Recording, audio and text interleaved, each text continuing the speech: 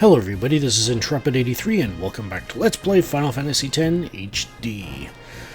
Alright, time to acquaint ourselves with the original creations of the Monster Arena. So, first up, let's make sure we're all set up the way we want it to be. So, Masamune and the auto-hasted Phoenix Bracer for Auron, along with Comrade Overdrive mode, that's fine.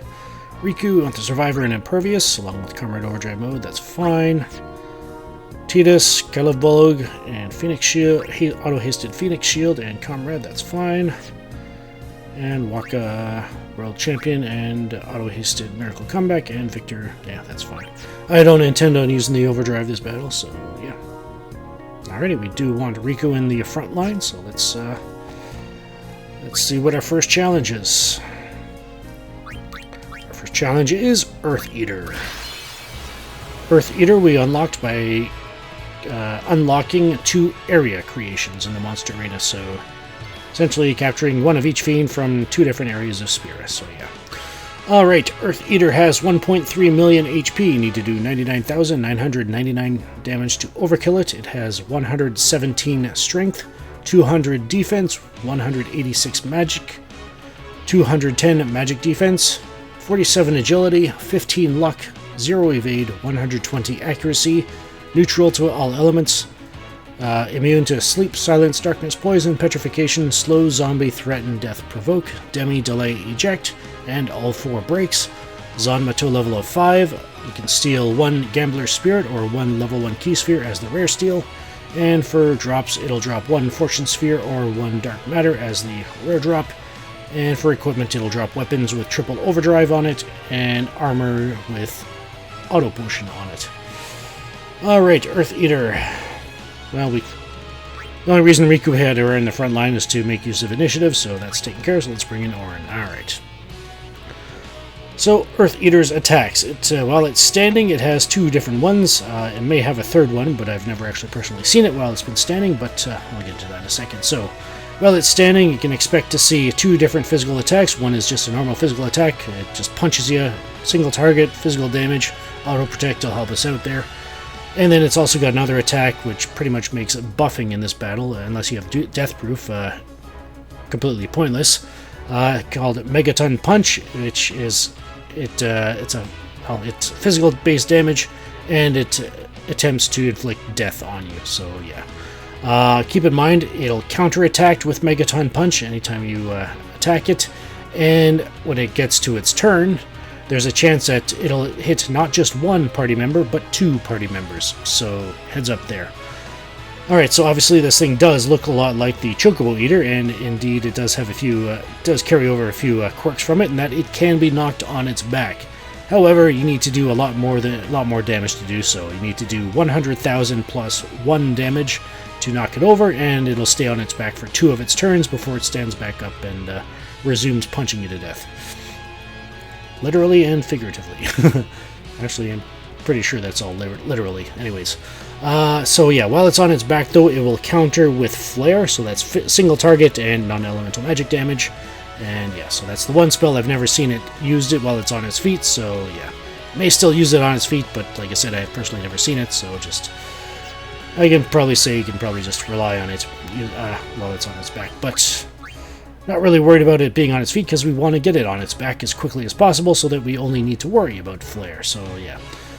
Alright, so this will actually be one of the very first battles, I believe, where we will actually start using Quick Hit.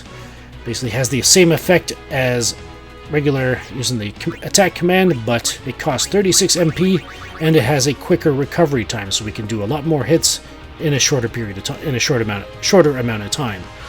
Keep in mind this is one of the skills that got downgraded from the PlayStation 2 versions to the HD Remaster, and then the PlayStation 2 versions, this is classified as a rank 1 skill, so the quickest recovery time skill. It was a rank 1 is equivalent to a weapon swap kind of thing, or an armor swap. It is now a rank 2 skill in the HD Remaster, so it's still quicker than the regular physical attack, which is a rank 3, but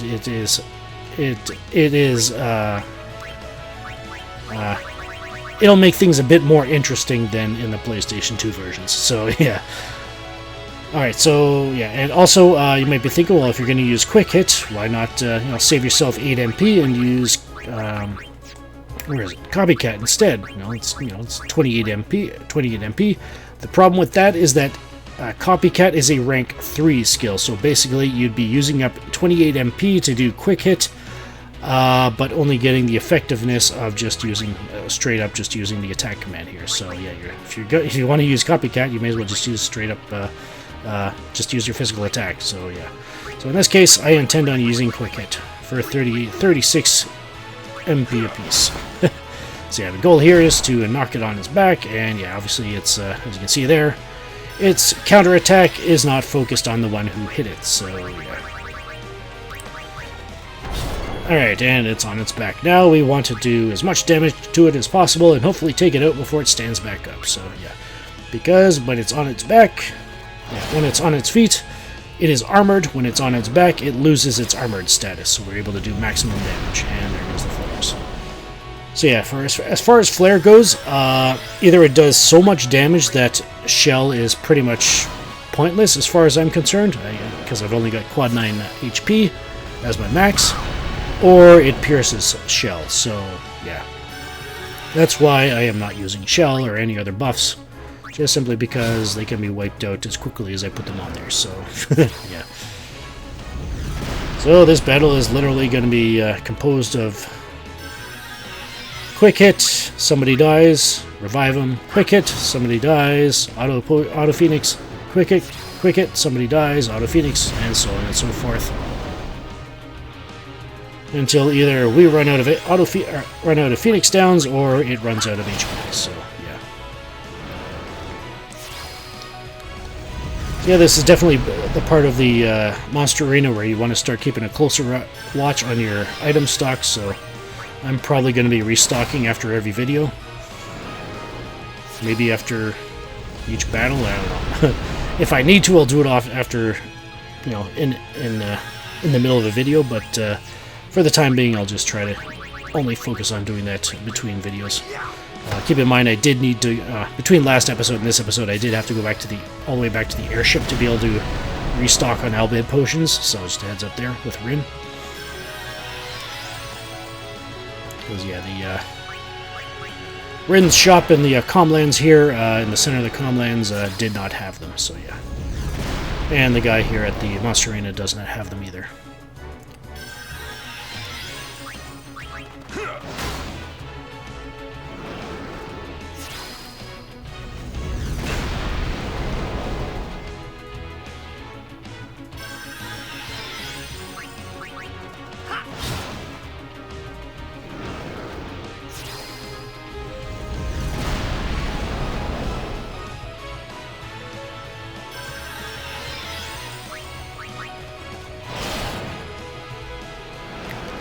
But yeah, if you're thinking, well, if it loses its armor, one other thing might come into your mind, because it did come into mine, is that, well, when it's on its back, it loses its armored status. How do overdrives fare? And remember, this thing's got a physical defense of 200, so even your overdrives won't do that much damage to them. So yeah, they'll probably do about 20% of their normal damage.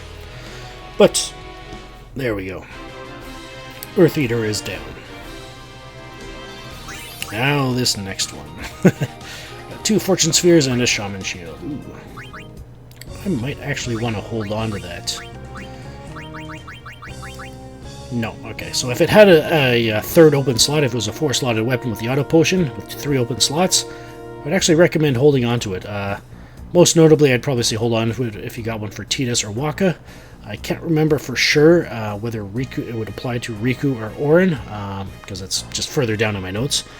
So yeah, for Tidus and Wakka, definitely if you get one with auto potion and 3 open slots, I'd say hold on to it. But in this case, I'm just going to sell this one. It's only got the 2 open slots, and there we go. Alright. Now for this next challenge, I'm going to be... Well, it won't be forced, but it very well might be. Because it'll take an eternity, almost an eternity. It'll take a lot longer if I don't resort to using an overdrive in this next one. So yeah, this one we want Riku in the front line, and she's going to be there pretty much the entire battle. So yeah, we want the Survivor and Impervious on her. With Comrade, that's fine.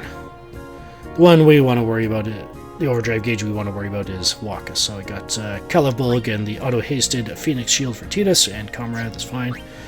And for Waka, we got the World Champion, then auto-hasted Miracle Comeback, and we actually do want him to have either Slayer or Victor overdrive mode equipped. So yeah, because we're going to be using his overdrive to finish this thing off. Alright, so that's that. We've already healed up, so let's go see what this next challenge is. It is Greater Sphere.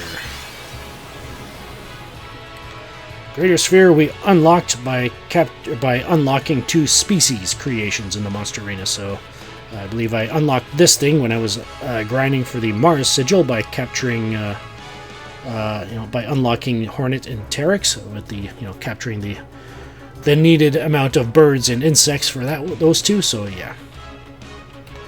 So Greater Sphere. 1.5 billion HP, you need to do 99,999 damage to overkill it. It has 87 strength, 130 defense, 102 magic, 120 magic defense, 55 agility, 15 luck, 0 evade, 200 accuracy. Elemental affinities, it varies, so yeah, we're going to have to figure that one out ourselves. And for yourself as well, because it's probably likely will be different. 75% chance it'll be different, actually, but anyway. Immune to Sleep, Silence, Darkness, Poison, Petrification, Slow, Zombie, Threaten, Death, Provoke, Demi, Delay, Eject, and all 4 breaks. Zanmato level of 5, you can steal 1 Gambler's Spirit or 1 Return Spear as the rare steal. And for drops, it'll drop 1 Lux Sphere or 1 Dark Matter as the rare drop. And for equipment, it'll drop weapons with 1 MB cost on it. And for armors, it'll drop armors with Auto Phoenix on it. Pardon me. Alright, so obviously this thing looks a lot like the Spheromorph we fought in the Makalani Woods, but it's a lot stronger, and it's a particular HP threshold. Once we cross it, that's when we're going to want to unleash the auto attack, or the overdrive from Waka there, so yeah. Alrighty, so for the most part, we're going to be trying to avoid its counterattacks as much as possible, but like I said, once we cross a certain threshold of HP, avoiding counterattacks will no longer be an option, so yeah. Alrighty, so I'm going to be focusing on, for the most part, only receiving its physical attacks, so yeah, it's the way I tend to deal with it. It has a normal physical attack, you should probably recognize from the Spheromorph battle. It turns into a column and drops down on a party member and damages them physical damage, so Auto Protect will help us out there. And also it's got, it can use the Hydraulic Press ability, which will definitely will probably look familiar to you as well. It flattens all of us, and in this case, it'll attempt to remove 93.75% of our maximum HP. So if any party members are below that threshold, it'll likely kill them. So just heads up there.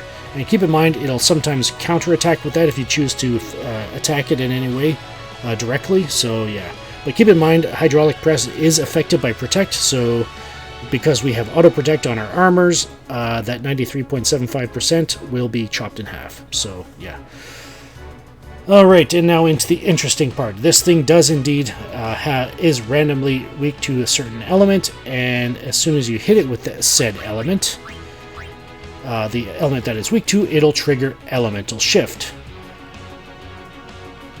And obviously it'll change to another element. However, you can actually get around that by not directly targeting it. So yeah, we'll be essentially treating it the same way we treated, for the most part anyway, the Jumbo Flan and the Nega Elemental from the species creations. So yeah, by bouncing spells off of a Reflect Shield. So yeah. Alright, so here are the counterattacks. The number one you want to be concerned about is Ultima. It'll counter every physical attack or magical well, it can counter magical attacks and physical attacks with Ultima. Hits all of us, and even with her stats and shell, it'll still do more damage than Riku can heal with her Albed potions. But, you know, she's still useful for her Albed potions for everything, for the physical attacks. So yeah, that's why she's in the front. And yeah, we'll be trying to avoid the ultimate counterattack as much as we can. But like, yeah, anyways. We'll get to that point, I'm sure. All right. So, and also it can counter with flare. I'm aware of. I don't think I've personally ever witnessed it, but apparently, if you throw certain items at it, it'll counter with flare. So obviously, it's single target and it does non-elemental magic damage. I don't know which items they are. I tried throwing like elemental items, like a bomb, like fire jam at it or whatever, and I got countered with Ultima. And I also tried to throw a grenade at it and countered with Ultima again. So yeah, if you know which specific items trigger flare, let me know in the comment section, and I'll be sure to test them out. And if they do check out, then I'll definitely update the video description with that information. So yeah. And then it's also got a plan for any Aeons that you decide to summon against it, and that it'll start casting third tier elemental magic, whatever element it casts. Yeah, that's the damage it'll do, and it's reserved. Those attacks are reserved for Aeons. So there we go. Alrighty, so let's get started on depleting this thing's HP. So first up, we want to we're actually going to get Shell up first up, before we get Reflect on Riku. Just so you can see how much damage this thing's Ultima can do. Like I said, I don't intend on seeing that amount of damage until we absolutely have to, but yeah, we will. We will see it. So Reflect on Riku, and now we need to figure out what this thing's weakness is, so let's bounce just an element off Riku. Oh wow, we got it in first try. Awesome. So I guess we're just double casting Firagas until it is no longer wise to do so. Obviously bouncing them off Riku. And since Riku probably will not be able to do much damage at all, it's just going to reserve her to use Focus. So I'll do 5 of these from her, and just have Tidus and Waka doing their thing.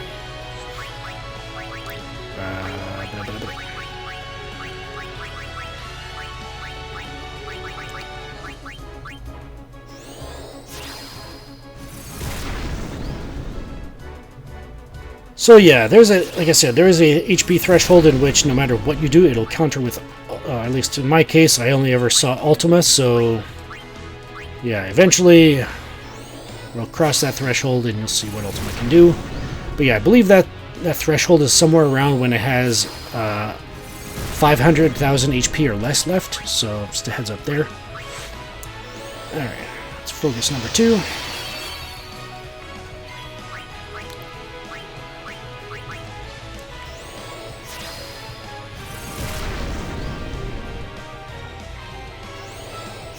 Obviously, you could save yourself a little bit of MP, I guess, if you just had all 3 of them doing the focus 5 times, but eh.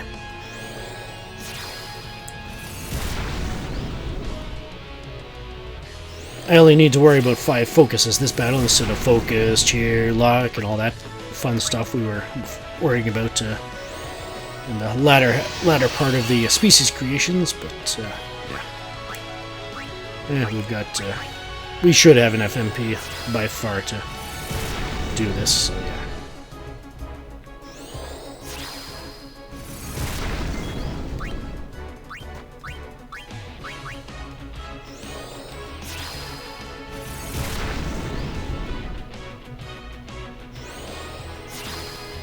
Plus, doing it this way gives you an idea of just how much effect the focus has on it. Yeah, that's number 4, I believe. Do one more with her after she heals herself.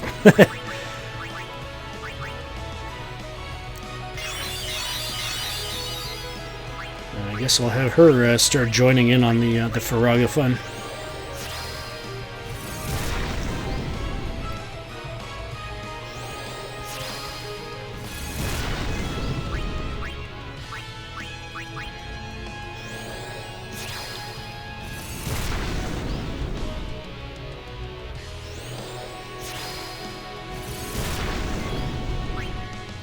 Alright, and number 5.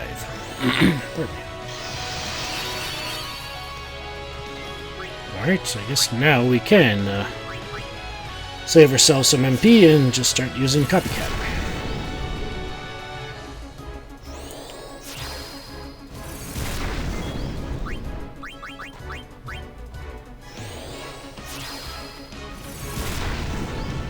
Until we need to use Albed potions again, though.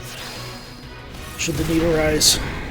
Right, Riku, let's put her on Copycat. Yo.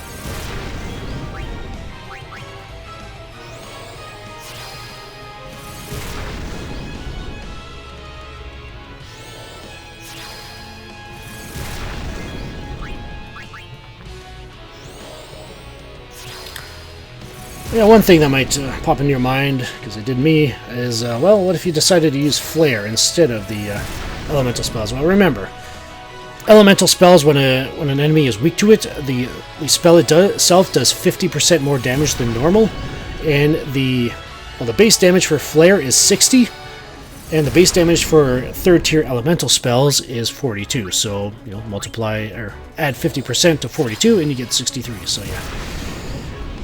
It's very slightly, it's only 5, I guess, yeah, literally 5% more powerful than Flare, but still, 5%, you know. And it takes up less MP as well, so, so yeah. That's the reasoning behind using the actual elemental weakness as opposed to Flare.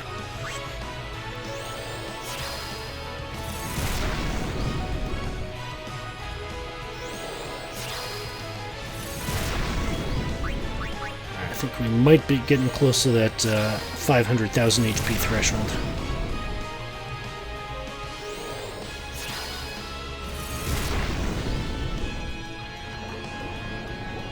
Oh, just a physical attack. Triggers a counterattack. Huzzah! Alright, let's heal him up.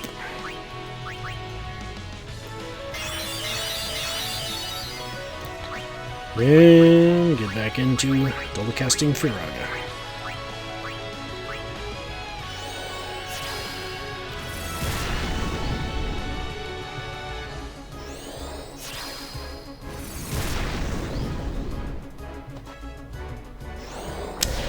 And there's the flag letting us know that we need to hurry things up here. So yeah, that's with Shell on it. It still did nearly 3,000 damage to us, so that literally means Riku, unless we take the auto-hasted weapons or armors off Tidus and Wakka, Riku will not be able to keep up with the healing. Simply because she'd have to be able to heal herself as well, and she's got Reflect on her, so we can't do that. So we have to resort to officially starting to use Overdrive. So let's get auto-attack, or not auto-attack, attack reels, and hopefully hit it with 12 of them.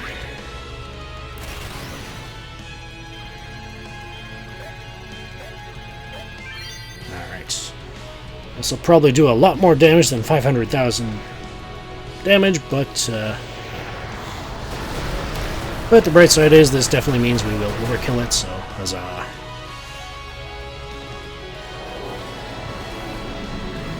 So yeah, from there on out, it's going to be a battle of attrition. Riku won't be able to keep up with the healing, and yeah, it'll continually counterattack with Ultima no matter what you do, in terms of, especially as far as I could tell. It may counterattack with other things like the Hydraulic Press and all that stuff, but I've only ever seen Ultima, so yeah. So there we go. And with the Victor Overdrive mode, or Slayer Overdrive mode, Wakka should have a 60% charged Overdrive gauge again. So there we go, we got 2 Luck Spheres and an Astral Rod. Alright, let's take a look at the Astral Rod, and I think that'll do it for the video, because, yeah. 1 MP cost and 2 open slots. But there we go. Alrighty, so... only managed to get 2 in this video, but yeah, obviously the difficulties stepped up a notch, so yeah. So in the next episode we will take on the next at least 1 challenge, and even though we took out 2.8 million worth of HP in this video, it's gonna start skyrocketing pretty quickly. So next time we'll be taking on at least the next fiend. But yeah, it could be an interesting. Let's put it this way: next episode, depending on how much. Well, let's see. 28 or 2.8 million.